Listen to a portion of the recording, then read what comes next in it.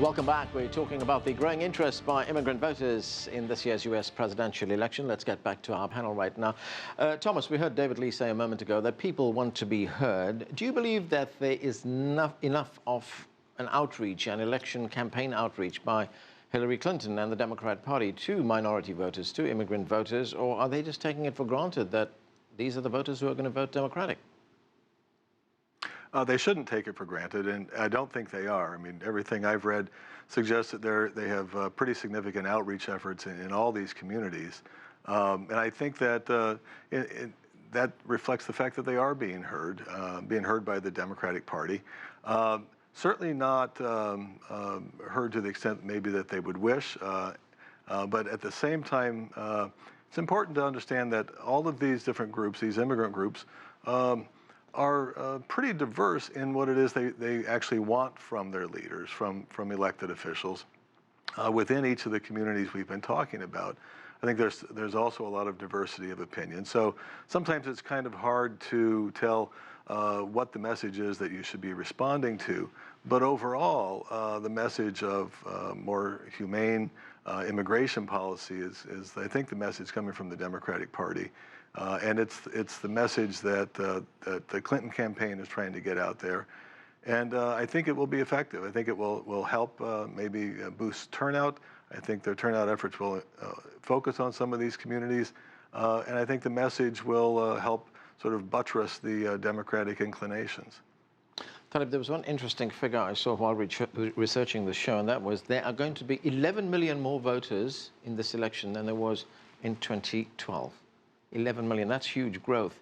But the important thing is that of that 11 million, 2/3 are going to be from minority groups, racial minorities or ethnic minorities. What's the significance of that? Is that being seen and heard by the politicians out there? I think it's being heard when we start to look at what the campaigns are saying. And we know we have a platform. We have national movements going on now that have access to the candidates' staff, and we see some of these items getting into their speaks in terms of what we're saying about immigration, particularly anti-Muslim rhetoric. Those things are being addressed as well. So it's going to be very significant because you look at that number you just mentioned, that 11 million, and then that 2/3. Then there's another population behind them, and so that we see now the demographics are going to continue to change towards this more diversified country that we have. George, Mother Jones reported that large numbers of any candidates like Gary Johnson, like Joel Stein. Do we know if that is the case among Latin millennials as well? Well, I think one of the lessons that we draw from a lot of those numbers and statistics about millennials is that they are not satisfied with the two-party system, and I think that extends to minority groups here in New Mexico and across the country.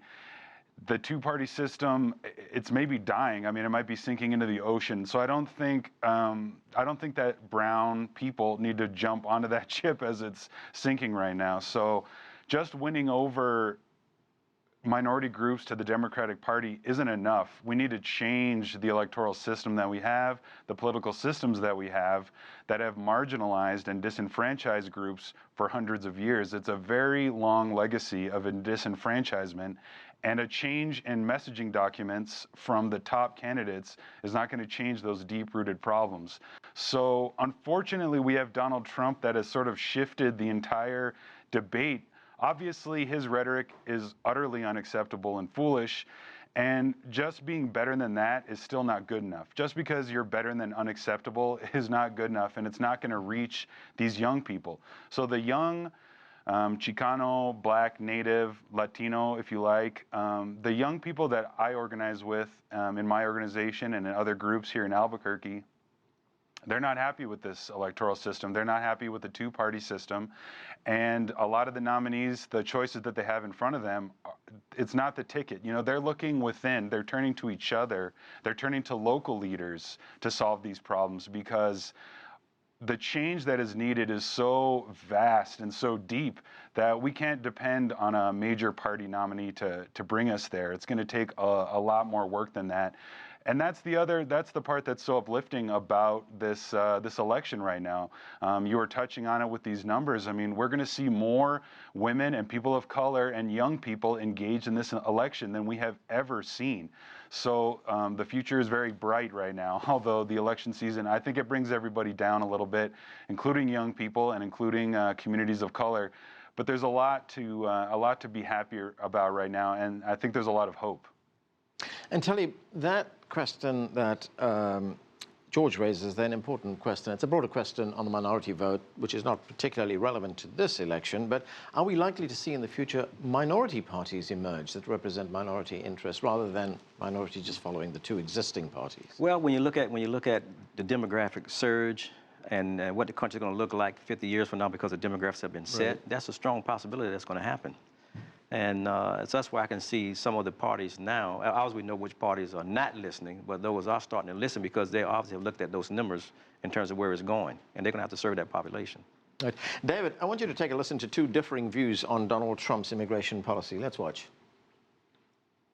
When he talks about making America great again, it doesn't give me the feeling that I'm included in that, even though I'm a second generation Chinese American, because I don't look like him.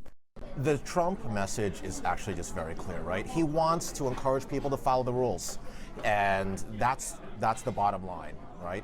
If we didn't have so much illegal immigration into the United States, we would actually be able to have more legal immigration, and that's what we really want. So, David, listening to those two voices do both of them have a point? I think the first voice, clearly reflects a lot of the sentiment here, I can tell you, in San Francisco. The rhetoric that let's make America great. Great for whom? For a lot of us, I'm fourth generation Chinese American. A lot of other immigrant groups who are second or first generation don't feel that they had it so good in Trump's America. And today we're seeing much more diversity, much more openness in our society than we did in that vision of America that Trump is talking about.